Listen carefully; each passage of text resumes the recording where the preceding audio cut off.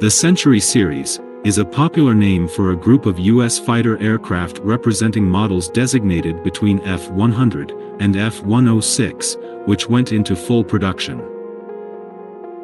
They included the first successful supersonic aircraft designs in the United States Air Force service, which remained in active service well into the 1970s and 80s with the Air Force Reserve and Air National Guard.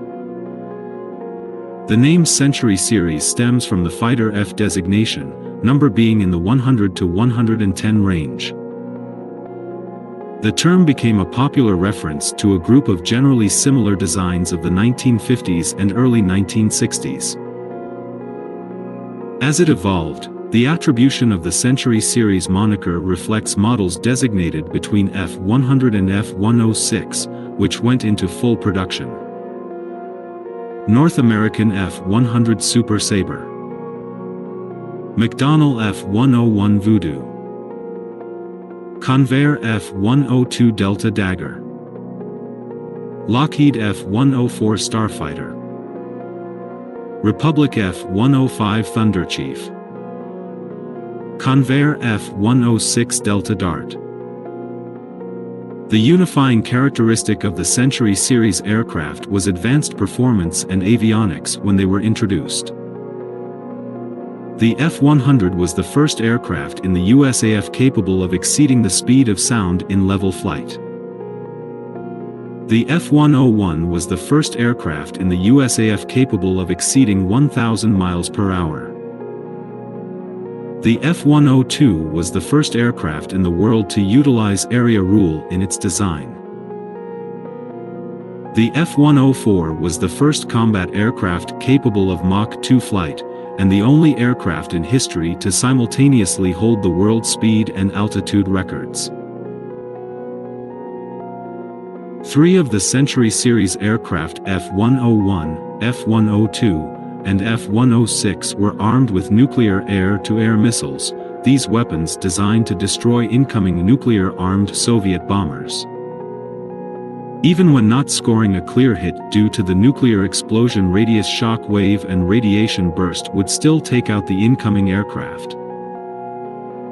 They were the only nuclear weapons in USAF arsenal at the time to be under sole control of their pilots during a mission.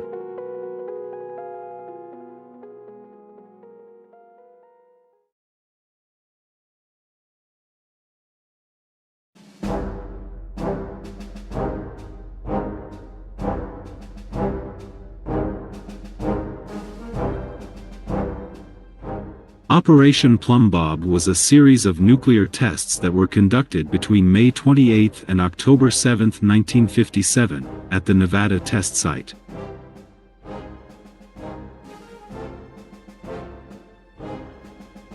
Approximately 18,000 members of the U.S. Air Force, Army, Navy, and Marines participated in exercises Desert Rock 7 and 8 during Operation Plumbob. The military was interested in knowing how the average foot soldier would stand up, physically and psychologically, to the rigors of the tactical nuclear battlefield. The operation consisted of 29 explosions, of which only 2 did not produce any nuclear yield.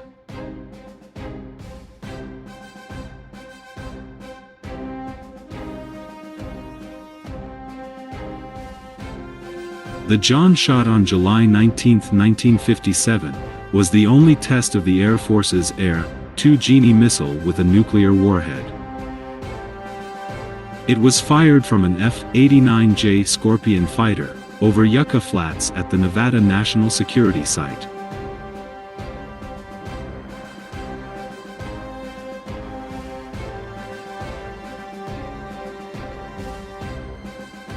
The Air Force carried out a public relations event by having 5 Air Force officers and a videographer stand under ground zero of the blast,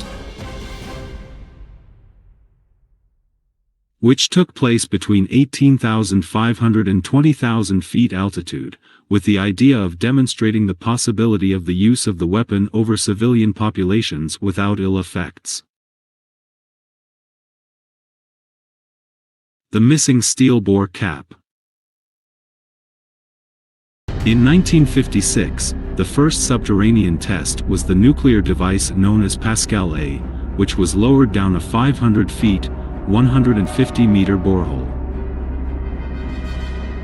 However, the detonated yield turned out to be 50,000 times greater than anticipated, creating a jet of fire that shot hundreds of feet into the sky. During the Pascal B nuclear test of August 1957, a 900-kilogram, 2,000-pound steel plate cap was welded over the borehole to contain the nuclear blast.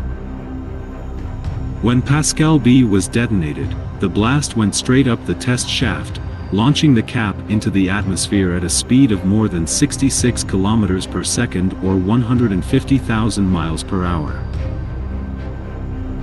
The plate was never found. Scientists believe compression heating caused the cap to vaporize as it sped through the atmosphere. A high-speed camera, which took 1 frame per millisecond, was focused on the borehole because studying the velocity of the plate was deemed scientifically interesting. After the detonation, the plate appeared in only 1 frame, but this was enough to make an estimation of its speed. They estimated that the explosion, combined with the specific design of the shaft, could accelerate the plate to approximately 6 times Earth's escape velocity. Later calculations made during 2019, although the result cannot be confirmed, are strongly in favor of vaporization.